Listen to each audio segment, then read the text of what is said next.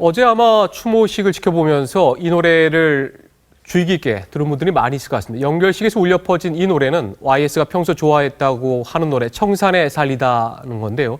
이 가사가 상당히 의미심장합니다. 그 가사 내용을 같이 보면서 얘기를 좀 나눠보도록 하겠습니다. 네, 들어보겠습니다. 노래를 나는 숲을 우거진 청산에 살리라 나의 마음 푸르러 청산에 살으리라 이 봄도 산허리엔 초록빛 물들었네 이렇게 돼 있는데요. 네, 이현정 의원님, 네. 청산에 살리라 이 노래를 김영삼 전 대통령이 정말 좋아해서 2010년 83세 생일 때도 이 노래를 축가로 요청을 했다고 하는데 거산, 청산, 오늘 아침에 이제 조선일보 같은 경우는 일면톱 제목을 청산으로 떠난 거산 이렇게 달았는데 어떻습니까? 이 청산에 담긴 이 의미, YS가 좋아했던 것은 어떤 이유가 있었습니까? 바로 청산이라 하면 이제 이 YS의 꿈, 아마 그런 걸 이야기를 할 수 있을 것 같습니다. 네. 즉 이상사회라든지. 사실 이 노래가 작곡된 것 자체는 보면 이제 한양대 설립자이시죠. 그 김현준 씨가 이제 이 노래를 작사 작곡을 했는데 예. 본인이 이제 73년도에 이런 윤필용 사건으로 해서 옥고를 치를 때 그때 이제 밖을 쳐다보면 교도소에서 밖을 쳐다보면서 이 노래를 이제 작사 작곡했다는 것인데 네. 결국 이제 뭔가 민주화에 대한 또 어떤 사회 자체가 좀 더 독재로도 벗어나는 그런 것들 좀 꿈꾸면서 이 노래를 지었다고 합니다. 자, 그렇다면 이제 YS 대통령께서 이제 계속 꿈을 꿨던 것 자체는 보면 우리나라가 완전히 문민화되고 또 민주화되고 자신의 꿈 자체가 이루어지는 것들을 평생의 어떤 업으로 이제 생각하고 살았던 그런 것이기 때문에 네. 이 노래를 그렇게 좋아했고 마지막 가는 날까지도 사실 이 노래를 불려지면서 이제 가신 것 같습니다. 네, 김영삼 전 대통령이 정말 좋아했던 이 노래 청산에 살리라가 그런데 묘하게 대꾸를 이루는 게 손학규 전 새정치민주연합 고문이 이런 얘기를 했습니다. 정치 복귀하느냐 이런 얘기를 기자들이 질문하니까 강진에 가서 청산별곡을 읽겠다 이런 얘기를 했는데 이 두 개의 청산이라는 단어가 주는 이미지가 이게 과연 또 어떻길래 손학규 고문이 이런 얘기를 했을까? 지금 보면은 청산별곡이 나가고 있는데 사러리 사러리 났다 청산에 사러리 났다 머루랑 다래를 먹고 청산에 사러리 났다. 아마 고등학교 때 국어 시간에 많이 외웠던 그런 고려가요이기도 한데 김정은 기자, 예. 어떻습니까? 지금 손학규 고문이 이 얘기를 기자들에게 한 거는 우리가 어떤 의미가 있다고 좀 해설해야 됩니다.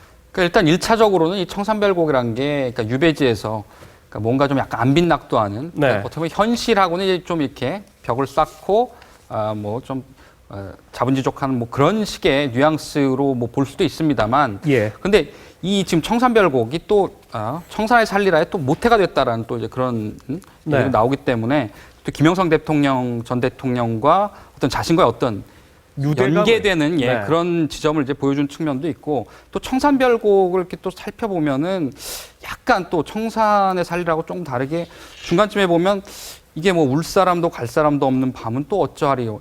약간 좀 그 혼자 있으면서 또 한편으로 약간 외로움. 예. 그러니까 뭔가 또 자기를 불러주길 바라는 게 아니냐라는 이 네. 기자들 입장에서는 네. 그렇게 해석을 하고 싶죠. 왜냐하면 또 실제로 이번 그 빈소에서 손학규 뭐 전 대표 고문을 이제 찾아온 야권 인사들이 많이 있지 않습니까? 그 예. 과정에서 보면은 또 특히 이춘석 수석 부대표 새정치연합 같은 경우는 같이 앉아가지고 빈소에서 뭐 귀옛말도 하고 그래가지고 그걸 놓고도 뭐 야 이게 또 무슨 뭐 정치적인 얘기를 한 거 아니냐. 물론 본인들이 분인을 했습니다만 그리고 또 이제 워낙에 거기서 손고문을 본 많은 분들이 이제 돌아와야 될 거 아니냐. 왜 할 일 많은 분이 거기서 그렇게 하고 있느냐 이런 네. 얘기가 나오고 그럼에도 불구하고 매일같이 빈소에 이제 나와가지고 소위 그 빈소를 이렇게 계속 지켰다는 거는 뭔가 어쨌든가 계속 언론에 노출이 되고 그런 걸 이제 그걸 분명히 본인도 알 텐데 그런 측면에서 야 이번에는 칩거가 길어지지 않고 생각보다 좀 짧아지는 거 아니냐 또 이런 네. 해석이 나오고 있습니다. 홍혜영 기자. 네. 홍 기자는 정말 지난 일요일부터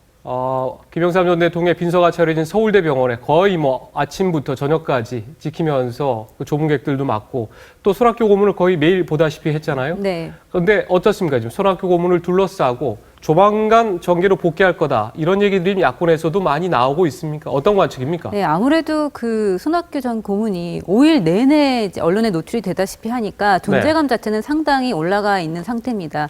그런데 이제 기자들이 정계 복귀를 묻는 질문에는 함구했거든요. 한마디도 하지 않았는데 예. 어제 그 연결식장이 끝난 다음에 기자들 질문에 강진에 내려가서 청산별곡을 다시 읽겠다라고 말을 했지만 사실 저는 중요한 건 바로 그 뒤에 말에 있다고 보는데요. 아, 그래요? 그러면서도 김영삼 전 대통령이 거쳐온 길을 따라가겠다 하면서 의회주의 그리고 민주화에 대한 열망을 잇겠다 이렇게 얘기를 했습니다. 예. 그 말의 뜻은 청산별곡을 다시 읽겠다는 게 속세를 떠나겠다는 말이 아니라 오히려 반대가 아니겠느냐 이렇게 해석이 되고 있습니다. 뭔가 상당히 함축적인 말을 해서 네. 본인이 결단할 가능성 그런 것도 좀 점쳐지고 있는 거군요. 네. 네, 알겠습니다. 어제 연결식 현장에서 아마 관심을 모은 또 한 사람이 있습니다. 바로 장남 김은철 씨인데요. 비운의 왕세자다. 누가 또 이렇게도 표현을 하기도 합니다. 두 번째 키워드로 알아보겠습니다. 김원철 씨 같은 경우에는 정말 비운의 황태자라고 표현이 해도 뭐 과언은 아닙니다. 네, 어제 TV를 보면서 현장에서 기자들 좀 지휘하고 이러고 있는데 저한테 SNS로라든가 아니면 많은 질문이 들어왔습니다. 저 선글라스와 중절모를 쓴 저 사람이 도대체 누구냐. 네. 그래서 한참 기자들이 은철 씨로 이제 파악을 했는데 YS의 장남인데 이현종 의원님, 네. 어떤 사연이 있길래 그동안 김은철 씨는 모습을 또 드러내지 않았고 그리고 아버님이 가는 마지막 길인데 그 자리에서도 선글라스를 꼈어야만 하는 그런 속사정, 이거 어떤 겁니까? 그 삼김 씨의 자녀들을 보면요, 다들 조금씩 이제 그 사회적으로 많이 좀 적응을 그렇게 쉽게 하기 힘든 그런 상황이었습니다. 그러니까 예. 김대중 대통령의 세 아들도 마찬가지고 또 김영삼 대통령 같은 경우는 이제 장남 은철 씨 같은 경우는 사실은 이제 학교 다닐 때부터 조금 이제 내성적인 성격이었는데 예. 아버지가 정치를 하다 보니까 계속 경찰에 어떤 감시가 있었지 않습니까? 네. 그러다 보니까 본인도 어떤 조금 그런 성격인데다가 좀 그렇게 힘들어했었고, 예. 그리고 사람들 앞에 나선 걸 굉장히 힘들어했었다고 그래요. 그리고 이제 82년도에 결혼을 했었는데 결혼할 네. 때도 사실은 김영삼 대통령이 가택연금으로 참석을 하지 못했거든요. 그 이후에 미국으로 건너가서 뭐 부인이 세탁소도 경영을 하기도 하고 이렇게 이제 예. 이렇게 생활을 했다고 하는데 아마 최근에는 조금 파킨슨 병 자체가 조금 걸리신 게 아닌가라는 그런 이야기가 있습니다. 그래서 아마 이 파킨슨 병이라는 게 조금 이제 신경계통에 뇌가 좀 위축되고 해서 좀 몸이 좀 오그라들고 또 이제 김홍일 의원 자체도 보면 지금 파킨슨병으로 네. 오랫동안 고생을 하고 계시거든요. 예. 그러면서 아마 거동 자체가 상당히 불편하셔서 지금 아마 국내에 이제 계신 걸로 보이는데 그래서 아마 전날도 조금 이제 거동도 불편하시고 좀 눈도 좀 그러시고 해서 아마 예. 본인의 좀 아픈 모습을 좀 사람들한테 보이는 것이 뭐 해서 일단 선글라스도 끼고 이렇게 나오신 것이 아닌가 이렇게 보여집니다. 네, 이렇게 좀 안타까운 사연인데 이렇게 YS의 장남인 은철 씨가 경제적으로 큰 어려움을 겪었다 이런 증언도 있습니다. 이명박 정부 시절에 청와대 춘추관장을 지낸 이상희 위덕대 부총장이 있습니다. 이상희 부총장은 상도 동계의 막내급이라고도 할 수가 있는데 은철 씨가 과거 생활고에 시달린 듯했다는 그런 목격담을 얘기를 했는데 그 발언을 한번 들어보겠습니다. 원철 씨 같은 경우에는 정말 비운의 황태자라고 표현이 해도 뭐 과언은 아닙니다. 96년도에 제가 한번 그런 경험이 있었는데요. 한 번은 그 전화를 받고 누구가 좀 부탁을 했었습니다. 그래서 사당동에 있는 허름한 술집을 가게 됐었는데 그게 이제 김원철 씨가 술이 만취가 돼서 몸을 가누지 못하고 그냥 있었습니다. 그런데 술값 외상값이 많이 있었습니다. 그런데 술값을 치르지도 못하고 계산도 못하고 그냥 만취된 데 있으니까 이제 SOS가 온 거죠. 그래서 술값을 치르고 왔는데 그 술집에서 이 사람이 대통령 아들인지 몰랐다는 거죠. 그 당시에만 하더라도 상당히 좀 뭔가 자신에 대한 좀 억울하다 그러네. 그 좀 약간의 그 기가 많이 눌린 듯한 그런 느낌도 많이 있었고요. 그 본인의 처지에 대해서 상당히 좀 비관적인 부분이 많이 보였습니다. 그래서 결국 아직까지도 뭐 세간의 세상 밖으로 나오지 않는 그런 형태를 지금 보이고 있는데.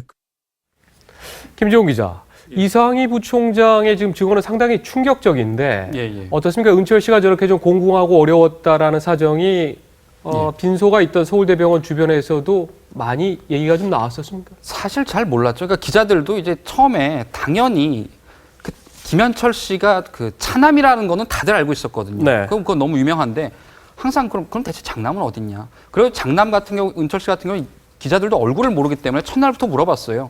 그 빈소 안에서 조금 이제 상주 역할을 하는 사람이 있는데 낯이 익지가 않으면은 예. 저분이 혹시 은철 씨냐 물어봤는데 다들 아니라 그러더라고요. 그래서 첫날은 근데 최종적으로 이제 기자들한테 이제 소위 이제 확인이 된 거는 그 잠시 왔다가 몸이 불편해가지고 잠깐 그 빈소에 왔다가 다시 돌아갔다. 예. 이런 식으로 일단 얘기가 전해졌고 그 다음에 또 다시 얼굴을 볼 수 없었는데 결국 이제 아버지의 그 연결식에 나타나면서 기자들도 이제 사실상 거의 처음 그 얼굴을 확인을 한 거죠. 네. 그렇기 때문에 사실 그동안의 어떤 생활이나 이런 거에 대해서도 사실 그렇게 뭐 자세히 알려진 내용은 거의 없었습니다. 예, 아버지에게 뭔가 좀 또 정치적으로도 어떤 소외된 게 아니냐, 조금 그런 얘기도 나오는데 안타깝습니다. 병마하고 좀 싸우고 있다면 빨리 좀 극복해내기를 바라겠습니다. 이런 가운데 아무래도 관심을 모은 사람은 김영삼 전 대통령의 차남 김현철 씨인데요. 김현철 씨가 어제 마치 정부를 조금 비판하고 그리고 출마를 시사하는 듯한 이런 발언을 남겼습니다. 한번 보시죠. 지금 현재 민주화 다시 못하는 그런 조짐을 보이고 있는 이 시점에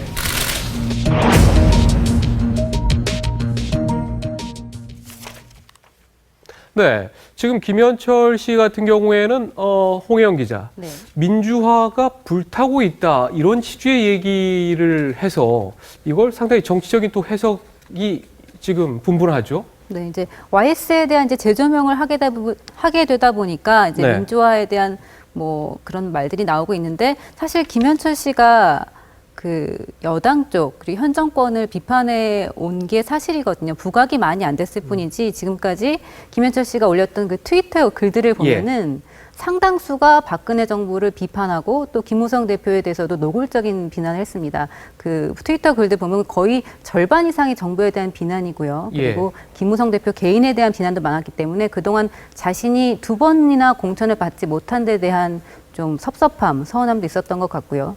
그렇기 때문에 더 이상 이제 출마를 하게 된다면 여당보다는 이제 야권으로 오는 게 아니냐 이런 시선들이 야권에서 좀 제기가 되고 있습니다. 네, 그럼 여기서 김현철 씨의 약간 논란이 될 수도 있는 발언 먼저 들어보고도 얘기를 나누겠습니다. 지금 현재 민주화 다시 못하는 그런 조짐을 보이고 있는 이 시점에 아버님을 통해서 주님께서는 이 땅에 진정한 통합과 화합이라는 그런 사랑의 메시지를 보내주시었다고 생각을 합니다. 저희 모두가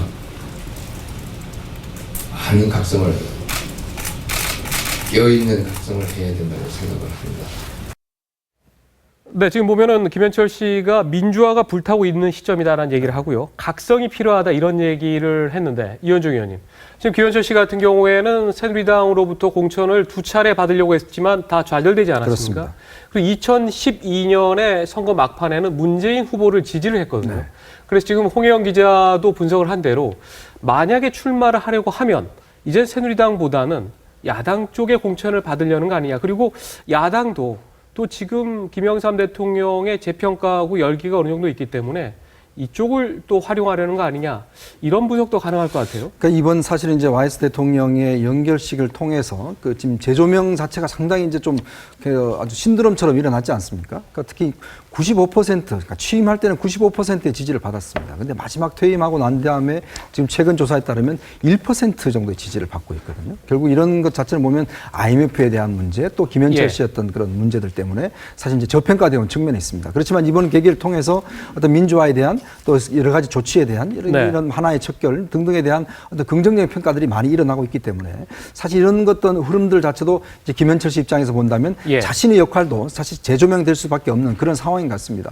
아마 이제 그 아버님의 유지를 이어받는 것 그것 자체는 결국은 본인이 정치적으로 뭔가 액션을 하고 정책 위상을 확보해야지만이 아버지의 유지를 받을 수 있다. 그런 어떤 결심이 굳은 것 같습니다. 그러니까 그동안 이제 공천 때문에 못 나왔고 또 여러 가지 아버지에 대한 저평가 때문에 못했지만 이번 계기를 통해서 아버님이 최근에 갤럽 조사에 보면 YS에 대한 호감도가 51%로 급등을 했거든요. 그러니까 이런 조사를 보면 어느 정도 이제 YS에 대한 좀 사회적 어떤 분위기도 좀 달라지는 걸 틈을 타서 지금 현재 그 아버지 고향인 거제라든지 아니면 부산 쪽에서 어떤 야당의 어떤 그 대표로 출마하든지 아니면 지금 사실 이제 여당의 어떤 공천을 받기에는 상당히 좀 힘들어진 면이 좀 있습니다. 왜냐하면 박근혜 대통령 그동안 비난해 왔고 또 예전에 선거 때 문재인 대표를 지지를 했기 때문에 여당 공천보다는 사실은 야당 공천 쪽으로 가는 그 가능성이 저는 있어 보인다 이렇게 보여집니다. 야당 공천으로 근데 나가서 과이제 YS 대통령 같은 경우에는 어쨌거나 새누리당의 전신을 만들었던 그런 정치인인데 또 어떤 평가가 나올지 그걸 한번 좀 지켜봐야 될 것 같습니다. 자, 어제 또 하나의 관심이 됐던 사안이 박근혜 대통령의 YS 연결식에 오전 11시 정도까지도 참석하느냐 아니냐, 이걸로 굉장히 사실 많은 사람들이 궁금증을 좀 나타냈는데, YS 연결식에 대해서 청와대는 부분 참석이라고 하고 또 일부 매체에서는 이제 불참이라고 해서 굉장히 비판도 하고 있는데, 여기에 대해서는 평가가 굉장히 엇갈리고 있습니다. 발인 시기만 참석한 대통령의 건강 상태, 네 번째 키워드로 알아보겠습니다.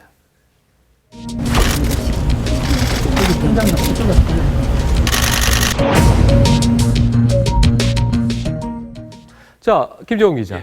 어제 청와대 같은 경우에는 오전 11시쯤인가요? 엠바고 사항으로 대통령이 1시쯤에 서울대병원에 가는 것에 거기만 참석을 하고 건강 상태가 안 좋기 때문에 그렇죠. 그리고 연결식에는 못 갈 것 같다, 이 얘기가 알려졌었는데 어떻습니까? 빈소하고 그다음에 연결식 주변에서 나온 얘기들은 어떤 겁니까? 그러니까 이번 같은 경우는 참 그런 얘기들을 하죠. 비판하는 쪽에서는 손명순 여사 같은 경우는 그런 고령인데도 결국 연결식에서 그 추위에서 이제 자리를 지켰는데, 그 대통령도 아무리 그래도 처음으로 치러진 국가장에 대해서 그래도 어쨌든 그 참석을 해야 되는 거 아니냐, 뭐 이런 식으로 비판 의견이 있고, 다른 쪽에서 일단은 근데 기본적인 그 팩트는 지금 상당히 지금 최근에 어떤 순방 뭐 이런 걸로 해서 지금 피로가 누적된 상태고, 더구나 지금 이제 곧 또다시 해외 지금 그것도 아주 그 굉장히 장거리 순방을 앞뒀기 때문에 대통령이 사실 공인이라는 입장에서 이 향후 일정 이런 것까지 국가적인 어떤 외교적인 문제까지 고려를 하면은 일단은 어느 정도 자기 건강을 챙겨야 되고, 거기서 최대한 예우를 할 수 있는 선에서 한 것이 또 한 번 서울대 발의식에 참석을 해가지고 예우를 한 거다. 지금 둘이 갈리는데요.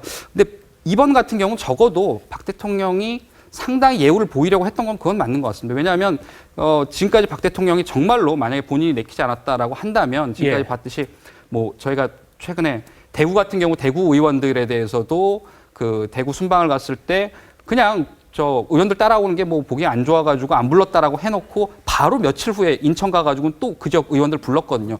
그런 식으로 확실한 메시지를 줬는데, 이번 같은 경우는 적어도 아무튼 일관되게 좀 아무튼 예우를 표하려는 그런 부분에 있어서는 분명히 대통령 입장에서 만약에 정말 건강이 어느 정도 허락이 됐다라면 아마 연결식에도 가지 않았을까 싶은 그런 일단 생각이 좀 듭니다. 홍 기자, 야당에서는 어떤 입장을 보이고 있습니까?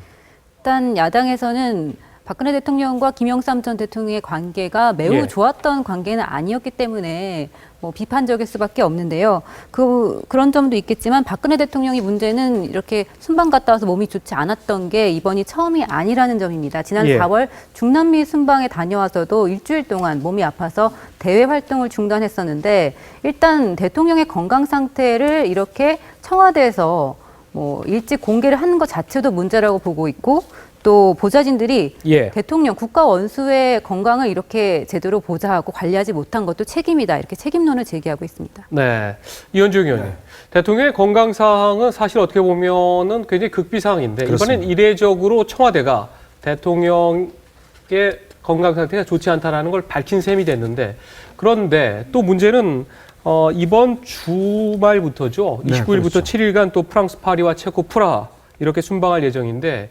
일정 자체가 7박 10일 동안 해외 순방을 G20 회의 등을 통해서 나갔다 왔습니다.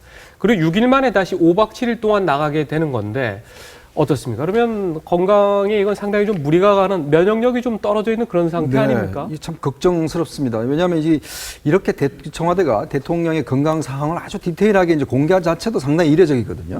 원래 대통령 건강이 이제 국가 안보 사항이기 때문에 사실 이렇게 공개한다 자체도 조금 문제가 될 수 있습니다만은, 연결식에 이제 참석하시지 않는다는 걸 좀 강조하기 위해서 이제 아마 자세하게 공개를 한 것 같습니다.